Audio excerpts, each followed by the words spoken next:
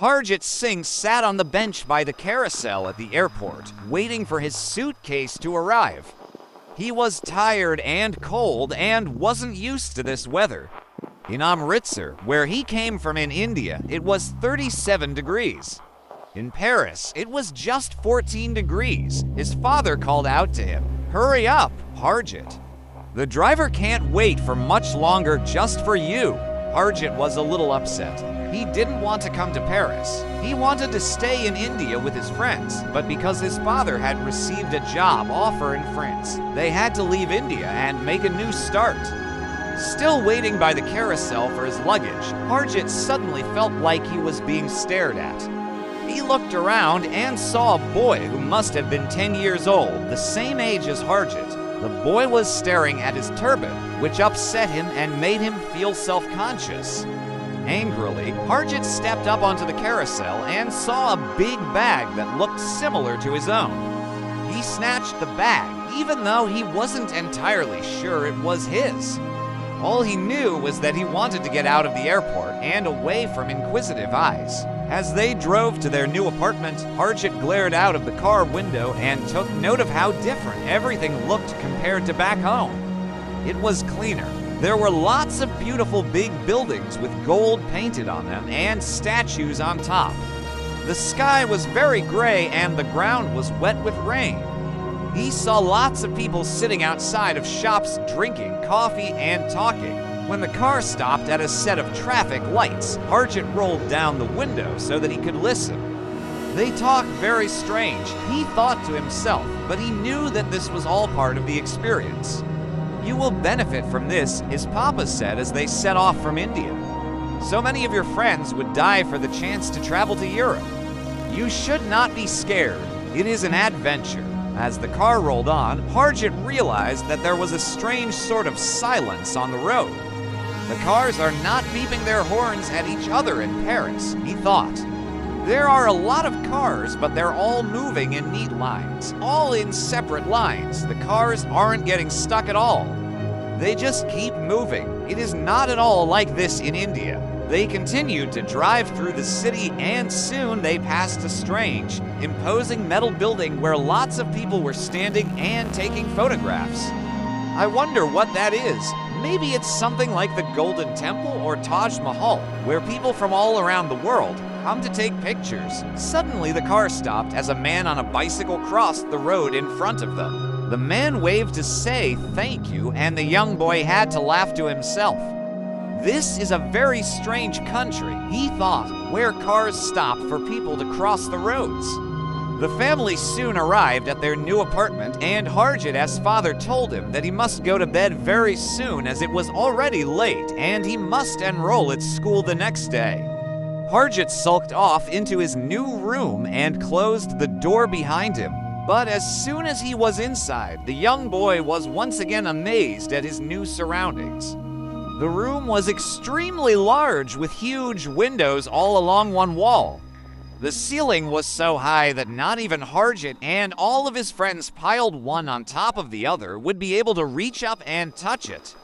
This thought also saddened the young boy because it made him miss his grandparents and his friends. Not knowing what else to do, he jumped onto the bed and sank his head into the pillows and cried.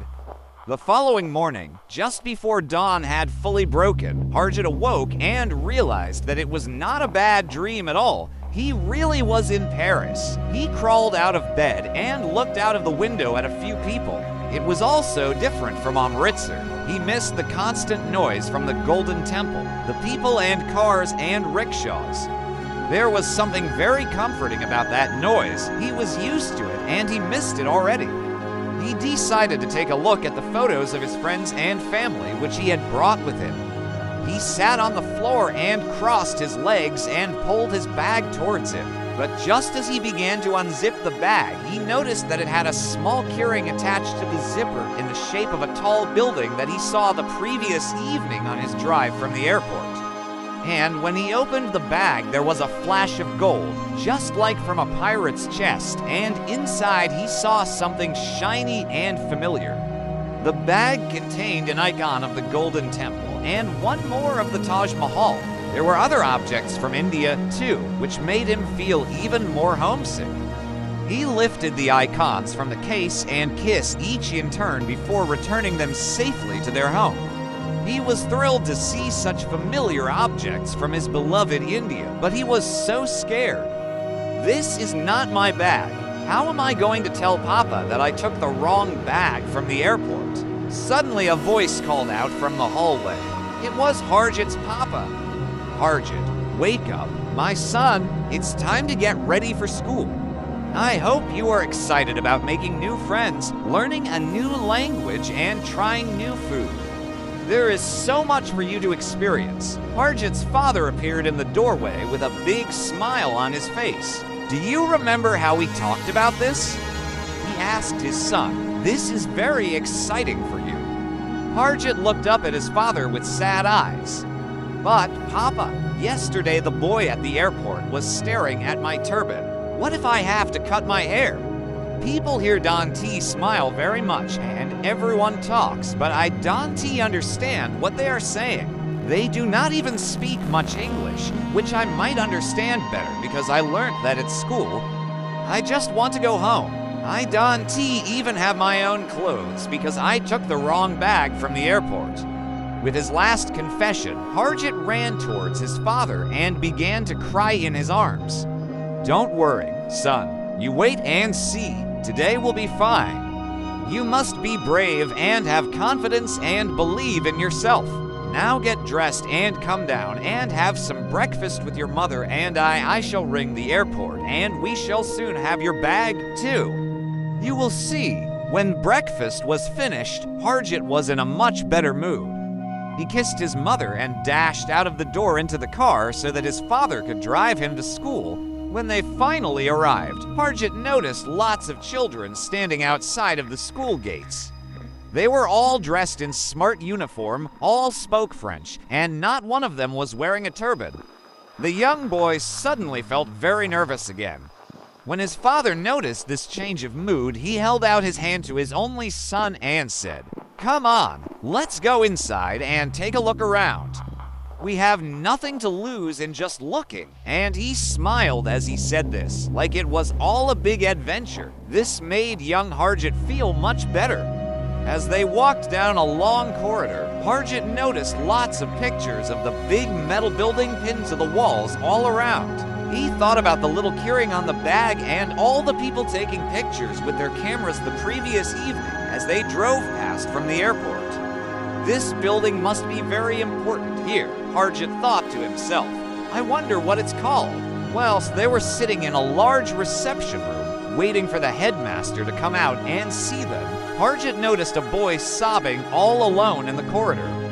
That is the same boy that I saw at the airport yesterday, thought Harjit, barely able to contain his surprise. That is the boy who was staring at my turban. Harjit pulled on his father's sleeve. Papa, look, that is the boy, the one who was staring at me yesterday. Then why don't you go and say hello? His father suggested. Some people are just curious.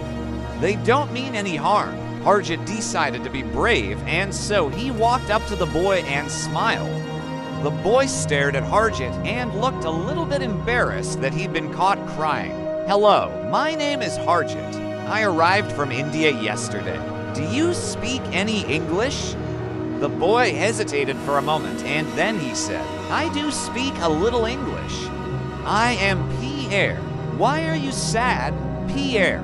Harjit asked. It was then that Pierre went on to explain how he had just arrived from India after his family holidays. I am supposed to give a presentation to my class tomorrow so that I can tell everybody about what I saw in India and show them all of the things I collected along the way.